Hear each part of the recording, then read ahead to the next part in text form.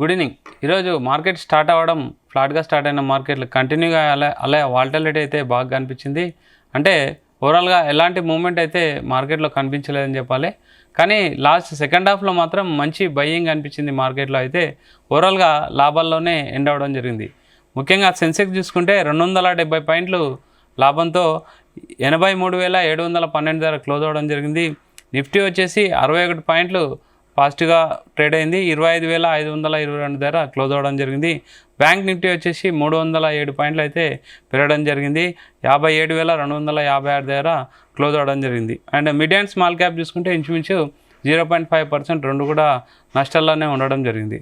ఓవరాల్గా ఈరోజు ఇండెక్స్ మార్కెట్లో అయితే మంచి పర్ఫార్మెన్స్ ఇచ్చాయని చెప్పాలి. అండ్ బెంచ్ మార్క్ ఇండెక్స్లో మంచి పర్ఫార్మెన్స్ మూమెంటం అయితే కనిపించింది లాస్ట్లో, అది మార్కెట్ లాస్ట్లో.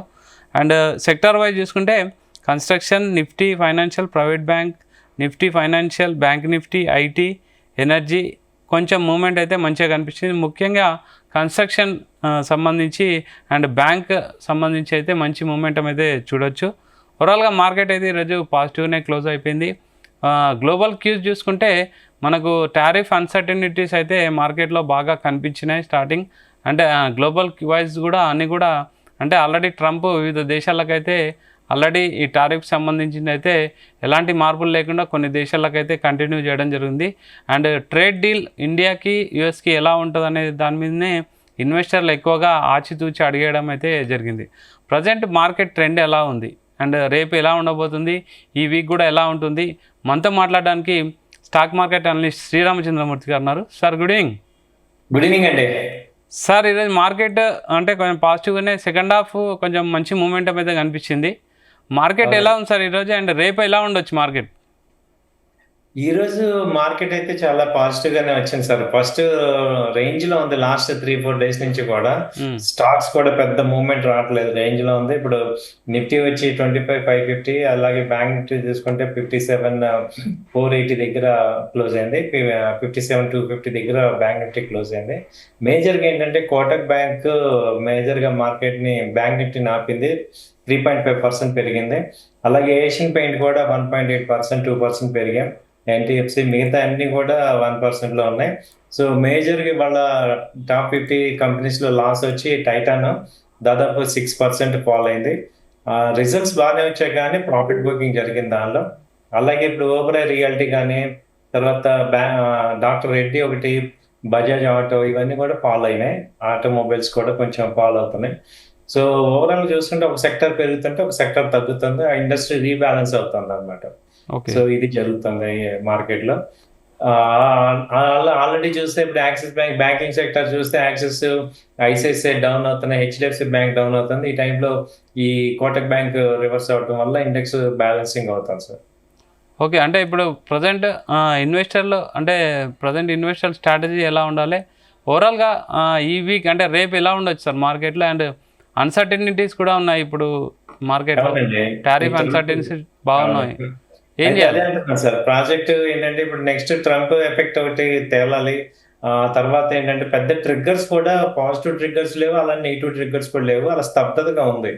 సో నెక్స్ట్ ఏమవుతుంది, ఇప్పుడు పాజిటివ్ ట్రిగ్గర్స్ తీసుకుంటే 25,700 కనుక బ్రేక్ అయిందంటే నెక్స్ట్ లెవెల్కి వెళ్ళిపోతుంది మార్కెట్. మనకి లైఫ్ టైం హై వచ్చి 26,500, 400 ఆ రేంజ్కి వెళ్ళింది. సో మళ్ళీ అక్కడికి వెళ్ళే ఛాన్సెస్ కనపడుతున్నాయి. జస్ట్ ఒక 700 పాయింట్ల దగ్గరలో ఉంది.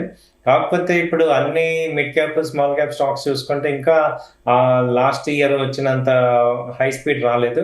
సో సెలెక్టివ్ గా మిడ్ క్యాప్ ఇంకా మంచి పెర్ఫార్మెన్స్ ఈసారి ఇవ్వడానికి చూస్తుంది. సో లార్జ్ క్యాప్ లో ఏమవుతుందంటే రొటేషన్ అవుతుంది, సెక్టర్ రొటేషన్ అవుతుంది. మిడ్ క్యాప్ కొంచెం మంచి గ్రోత్ కనపడుతుంది.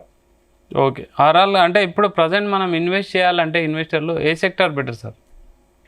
ఇప్పుడు సెక్టర్స్ లో కూడా మిడ్ క్యాప్స్ కొంచెం సెలెక్ట్ చేసుకోవచ్చు అండి. బ్యాంకింగ్ లో ఇప్పుడు ఈ ఇండియా ఫస్ట్ బ్యాంకు, ఆ తర్వాత ఈ బ్యాంక్ ఆఫ్ మహారాష్ట్ర కానీ, ఇలా mid cap stocks, Canara bank కానీ, తర్వాత ఈ ఇండస్ ఇండ్ బ్యాంక్, అలా మిడ్ క్యాప్ స్టాక్స్, అలాగే ఆటోమొబైల్స్ లో కానీ ఏంటంటే కొంచెం లాంగ్ ఇన్వెస్ట్మెంట్, 3 months 4 months ఆర్జన్లో, తర్వాత బై అండ్ డిప్స్ లాగా చేసుకొని మళ్ళీ డౌన్ అయినా బై చేసుకునేటట్టు అలా ఒక సెక్టర్ స్ట్రాంగ్ కంపెనీస్ని మళ్ళీ రీఎంట్రీ కూడా చేసేటట్టు అలా చేసుకుంటే మంచి వెల్త్ క్రియేట్ అవుతుంది. అంటే సార్ ఇది షార్ట్ టర్మ్‌లో ర్యాలీ అయితే ఇప్పుడు ఆల్మోస్ట్ బాగా ర్యాలీ వచ్చింది కాబట్టి, ఇప్పుడు నెక్స్ట్ ర్యాలీ అంతా అంత పెద్ద ర్యాలీ రాదు గానీ స్లో గ్రోత్ ఉంటుంది. ఓకే. దానికేంటంటే మిడ్ క్యాప్ గాని, లార్జ్ క్యాప్‌లో కూడా బాగా డౌన్ అయిన సెక్టర్ కంపెనీస్‌ని బై చేసుకోవచ్చు. సరే ఈ లాస్ట్ 1 అవర్‌లో బయింగ్ ఎక్కువగా అనిపించింది అండ్ లాస్ట్ 1 అవర్‌లోనే నిఫ్టీ ఎక్కువగా పెరగడం జరిగింది. ఎందుకు సార్? దేనికి కారణం?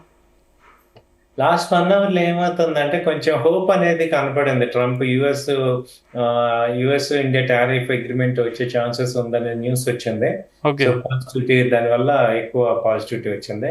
ఓకే. సో, మేజర్‌గా అన్ని రకాలుగా ఇది పాజిటివ్ వచ్చాయన్నమాట. సరే అంటే ఓవరాల్ ఈ టైంలో కూడా మనం ఇన్వెస్ట్ చేయడానికి ఏమైనా స్టాక్స్ సజెస్ట్ చేస్తారా? ఇప్పుడు ఏమైందంటే ఈ రియాలిటీ స్టాక్స్ పాజిటివ్‌లోకి వస్తున్నాయి సార్. ఈ ప్రెస్టీజ్ గాని, లోదా గాని, తర్వాత గోద్రేజ్ ప్రాపర్టీస్ ఈ కంపెనీలు బాగున్నాయి. హుహు. ఆ తర్వాత ఆటోమొబైల్ కంపెనీస్‌లో M&M బాగా సేల్స్ బాగున్నాయి. కొత్త ప్రొడక్ట్స్ బాగున్నాయి. ఓకే. సో, ఫండమెంటల్‌గా స్ట్రాంగ్‌గా ఉంది M&M. తర్వాత టూ వీలర్స్‌లో వచ్చి టీవీఎస్ మోటార్ మంచి ర్యాలీ వచ్చింది. అదే మంచి లీడింగ్‌లో ఉంది. సో, ఈ కంపెనీలను పికప్ చేసుకోండి. అలా అయితే ఇంకోటి కూడా ఏంటంటే డిఫెన్స్ కాకుండా ఈ ఎక్స్‌చేంజెస్ ఉన్నాయి చూడండి. BSE బాగా డౌన్ అయింది. హుహు. దాదాపు 500 పాయింట్స్ డౌన్ అయింది కాబట్టి కొంత అక్యుములేట్ చేసుకోవచ్చు. ఓకే. BSE. BSE అక్యుములేట్ చేసుకోవచ్చు. ఓకే. సార్ ఓవరాల్ ఫైనల్‌గా ఏం చెప్తారు ఈ వీక్ మార్కెట్ గురించి? మార్కెట్ అయితే పాజిటివ్ గానే ఉందండి. కాకపోతే అదివరకు ఎట్లాగా ఇంట్రాడేలోనో లేకపోతే షార్ట్ టర్మ్ 2, 3 డేస్‌లో మనీ వచ్చేది కాదు. ఒక 15 డేస్, 20 డేస్ అలా హోల్డ్ చేయగలిగితే మనీ వస్తది. కమోడిటీ మార్కెట్ ఎలా ఉంది సార్? కమోడిటీ వచ్చి గోల్డ్ రేంజ్‌లోనే ఉంది సార్. 95,000 నుంచి 97 మధ్యలో ఉంది gold.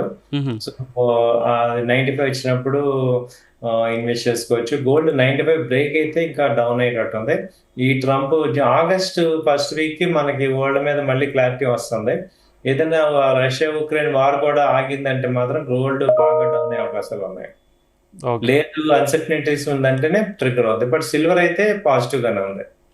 Okay. Okay. Thank you sir. Thank you very much. Thank you అండి. నమస్తే. సో ఇది ఈరోజు market updates. Keep watching Zee Telugu news.